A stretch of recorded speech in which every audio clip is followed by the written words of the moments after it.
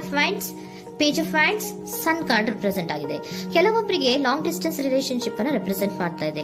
ಮತ್ತೆ ಕೆಲವೊಬ್ರು ಟ್ರಾವೆಲ್ ಮಾಡೋದ್ರ ಮೂಲಕ ನಿಮ್ಮ ಪರ್ಸನ್ ಅನ್ನ ನೀವು ಭೇಟಿಯಾಗಿರುವಂತಹ ಪಾಸ್ಟ್ ನಲ್ಲಿ ರೆಪ್ರೆಸೆಂಟ್ ಆಗ್ತಾ ಇದೆ.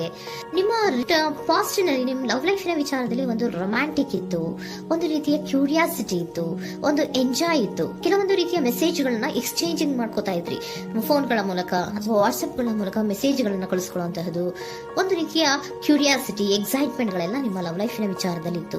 ಪಾಸ್ಟ್ ನಲ್ಲಿ ಕೂಡ ನಿಮ್ಮ ಲವ್ ಲೈಫ್ ನ ವಿಚಾರದಲ್ಲಿ ಯಾವುದೇ ರೀತಿಯ ತೊಂದರೆಗಳಿರಲಿಲ್ಲ. ಸೊ ಪಾಸಿಟಿವ್ ಆಗಿತ್ತು.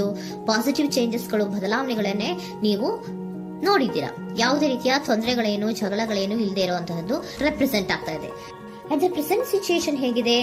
ಈಗಿನ ಸಿಚುಯೇಷನ್ ಕೂಡ ಸೆಕ್ಯೂರ್ ಆಗಿರುವಂತಹದ್ದು.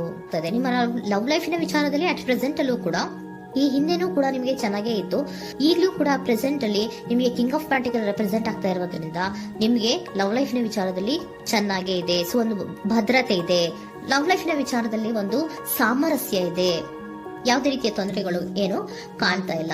ಸೆಕೆಂಡ್ ಕಾರ್ಡ್ ಬಂದಿರುವಂತಹ ಪ್ರೆಸೆಂಟ್ ಸಿಚುಯೇಷನ್ ಅಲ್ಲಿ ಸ್ಟ್ರೆಂತ್ ಇದೆ, ಬಾಂಡೇಜ್ ಇದೆ. ಚೆನ್ನಾಗಿ ನೀವಿಬ್ಬರ ಮಧ್ಯೆ ಒಂದು ಬಾಂಡೇಜ್ ಇದೆ, ಸಾಮರಸ್ಯ ಇದೆ, ಹೊಂದಾಣಿಕೆ ಗುಣಗಳು ತುಂಬಾ ಇದೆ.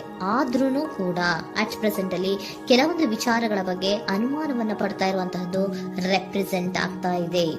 ಅಟ್ ಪ್ರೆಸೆಂಟ್ ಅಲ್ಲಿ ನೀವು ಕೆಲವೊಂದು ವಿಚಾರಗಳ ಬಗ್ಗೆ ನಿಮ್ಮ ಮೇಲೆ ನೀವು ಕೆಲವೊಂದು ಡೌಟ್ ಅನ್ನ ಪಡ್ತಾ ಇರುವಂತಹದ್ದು ರೆಪ್ರೆಸೆಂಟ್ ಆಗ್ತಾ ಇದೆ. ನಿಮ್ ಲವ್ ಲೈಫ್ ನಲ್ಲಿ ಕೆಲವೊಂದು ರೀತಿಯ ಭದ್ರತೆಗಳಿದೆ. ಸೊ ಯಾವುದೇ ರೀತಿಯ ತೊಂದರೆಗಳೇನೂ ಇಲ್ಲ, ಒಂದು ರೀತಿಯ ಗುಡ್ ಬಾಂಡೇಜ್ ಇದೆ. ಆದ್ರೂ ಕೂಡ ನಿಮ್ಮಲ್ಲಿ ಯಾಕೋ ಆತ್ಮವಿಶ್ವಾಸ ಇಲ್ಲ, ಆತ್ಮವಿಶ್ವಾಸದ ಕೊರತೆಗಳು ರೆಪ್ರೆಸೆಂಟ್ ಆಗ್ತಾ ಇದೆ. ಯಾವುದೋ ಕೆಲವೊಂದು ಅನುಮಾನಗಳು ನಿಮ್ಮಲ್ಲಿ ನಿಮ್ಮ ಲವ್ ಲೈಫಿನ ವಿಚಾರವಾಗಿ ಇರುವಂತಹದ್ದು ರೆಪ್ರೆಸೆಂಟ್ ಆಗ್ತಾ ಇದೆ.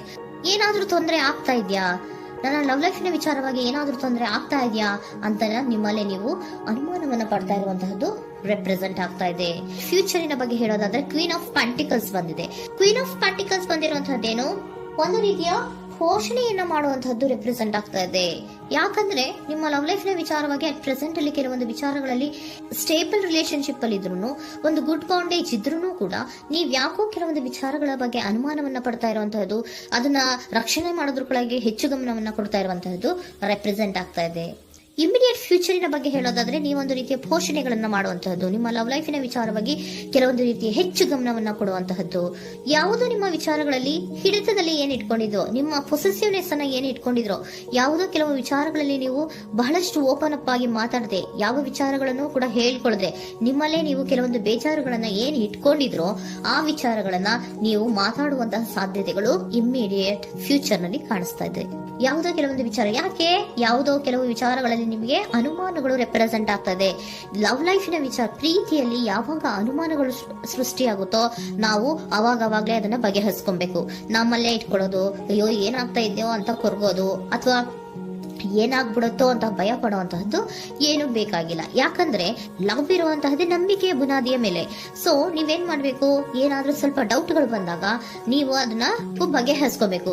ಯಾವ ವಿಚಾರದಲ್ಲಿ ನಿಮಗೆ ಬೇಜಾರಾಗಿತ್ತು ಅದನ್ನ ನೀವೇನ್ ಮಾಡ್ಬೇಕು, ನಿಮ್ಮಲ್ಲೇ ಇಟ್ಕೊಂಡು ಕೊರಗಬಾರ್ದು. ಓಪನ್ ಅಪ್ ಆಗಿ ಮಾತಾಡೋದ್ರ ಮೂಲಕ ನೀವು ಕ್ಲಾರಿಟಿಯನ್ನ ತಗೊಳ್ಳುವಂತದ್ದು ನಿಮಗೆ ಇಮಿಡಿಯೇಟ್ ಫ್ಯೂಚರ್ ನಲ್ಲಿ ಕಾಣಿಸ್ತಾ ಇದೆ. ಯಾವುದೇ ವಿಚಾರಗಳ ಬಗ್ಗೆ ನೀವು ನಿಮ್ಮ ಲವ್ ಅನ್ನ ಅಥವಾ ನಿಮ್ಮ ಪ್ರೀತಿಯನ್ನ ಭದ್ರವಾಗಿ ಉಳಿಸ್ಕೊಳ್ಳೋದಕ್ಕೋಸ್ಕರವಾಗಿ ನೀವು ನಿಮ್ಮಲ್ಲೇ ಇಟ್ಕೊಂಡಿದ್ದಂತಹ ಅಥವಾ ಕೆಲವು ಬೇಜಾರಿನ ವಿಷಯಗಳ ಬಗ್ಗೆ ನೀವು ಹೆಚ್ಚು ಮಾತಾಡಿ, ಓಪನ್ ಅಪ್ ಆಗಿ ಕೆಲವೊಂದು ವಿಚಾರಗಳ ಬಗ್ಗೆ ಮಾತಾಡುವಂತಹದ್ದು ಮತ್ತೆ ಅದನ್ನ ಕ್ಲಾರಿಟಿಗೆ ತಗೊಳ್ಳುವಂತಹದ್ದು ರೆಪ್ರೆಸೆಂಟ್ ಆಗ್ತಾ ಇದೆ. ನಿಮ್ಮಲ್ಲಿ ಬಾಟಮ್ ಆಫ್ ದ ಡಕ್ ಅಲ್ಲಿ ಬಂದಿರುವಂತಹದ್ದೇ ಅದು. ಖುಷಿಯಾಗಿರ್ಬೇಕು, ಸಂತೋಷವಾಗಿರ್ಬೇಕು, ನಮ್ಮ ಲವ್ ಲೈಫಿನ ವಿಚಾರದಲ್ಲಿ ಒಂದು ಎಂಜಾಯ್ ಇರಬೇಕು, ಮತ್ತೆ ನೆಮ್ಮದಿ ಇರಬೇಕು, ಯಾವುದೇ ರೀತಿ ಗಲಿಬಿಲಿಗಳಿರಬಾರ್ದು ಅನ್ನೋಂತಹದ್ದೇ ನಿಮ್ಮ ಎನರ್ಜಿಯಲ್ಲಿ ರೆಪ್ರೆಸೆಂಟ್ ಆಗ್ತಾ ಇರೋದು. ಅದಕ್ಕೋಸ್ಕರನೇ ನೀವು ಏನೇನು ಕೆಲವೊಂದು ಸ್ವಲ್ಪ ಅನುಮಾನವನ್ನ ಪಡ್ತಾ ಇದ್ರಿ ಅಥವಾ ಕೆಲವೊಂದು ವಿಚಾರಗಳಲ್ಲಿ ನೀವು ಡಿಸ್ಟರ್ಬ್ ಆಗಿದ್ರಿ, ಓಪನ್ ಅಪ್ ಆಗದೆ ಹೇಳ್ದೆ ನಿಮ್ಮಲ್ಲೇ ನೀವು ಬೇಜಾರನ್ನ ಮಾಡ್ಕೊಂಡು ಏನು ಕೆಲವು ವಿಚಾರಗಳ ಬಗ್ಗೆ ಕೊರಗ್ತಾ ಇದ್ರಿ, ಅದನ್ನ ನೀವು ಓಪನ್ ಅಪ್ ಆಗಿ ಮಾತಾಡಿ ಅದರ ಬಗ್ಗೆ ತಿಳ್ಕೊಳ್ಳುವಂತಹದ್ದು, ಅದನ್ನ ಕ್ಲಾರಿಟಿಗೆ ತಗೊಳ್ಳುವಂತಹದ್ದು ನಿಮ್ಗೆ ರೆಪ್ರೆಸೆಂಟ್ ಆಗ್ತಾ ಇದೆ. ಪಾಸ್ಟಿನಲ್ಲಿ ನಿಮ್ಗೆ ತುಂಬಾನೇ ಚೆನ್ನಾಗಿತ್ತು, ಅಟ್ ಪ್ರೆಸೆಂಟಿನಲ್ಲೂ ತುಂಬಾನೇ ಚೆನ್ನಾಗಿದೆ. ಬಟ್ ಕೆಲವೊಂದು ವಿಚಾರಗಳ ಬಗ್ಗೆ ನೀವು ಸೆಲ್ಫ್ ಡೌಟ್ ಅನ್ನ ಪಡ್ತಾ ಇರುವಂತಹದ್ದು ರೆಪ್ರೆಸೆಂಟ್ ಆಗ್ತಾ ಇದೆ. ಏನಾಗ್ತಾ ಇದೆಯೋ ಅನ್ನೋದ್ರ ಬಗ್ಗೆ ನೀವು ಸ್ವಲ್ಪ ವಿಶ್ವಾಸವನ್ನ ಕಡಿಮೆ ಮಾಡ್ಕೊಳ್ತಾ ಇರುವಂತಹದ್ದು ರೆಪ್ರೆಸೆಂಟ್ ಆಗಿತ್ತು.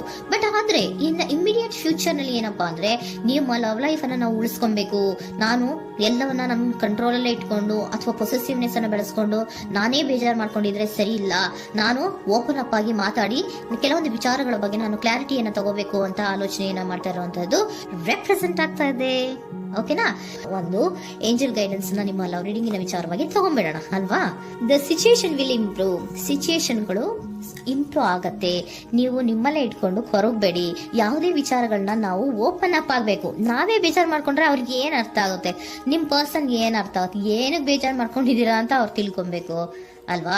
ನಿಮ್ಗೆ ಅವರಲ್ಲಿ ಏನೇ ರೀತಿ ಕ್ಲಾರಿಟಿ ಬೇಕು ಅಂದ್ರೂ ಕೂಡ ನೀವು ಮಾತಾಡಿ ಕ್ಲಿಯರ್ ಮಾಡ್ಕೊಳ್ಳಿ. ಅವಾಗ ಏನಾಗುತ್ತೆ, ದ ಸಿಚುಯೇಷನ್ ವಿಲ್ ಇಂಪ್ರೂವ್ ಆಗತ್ತೆ. ಇದಿಷ್ಟು ನಿಮ್ಮ ಮಂತಿನ ಲವ್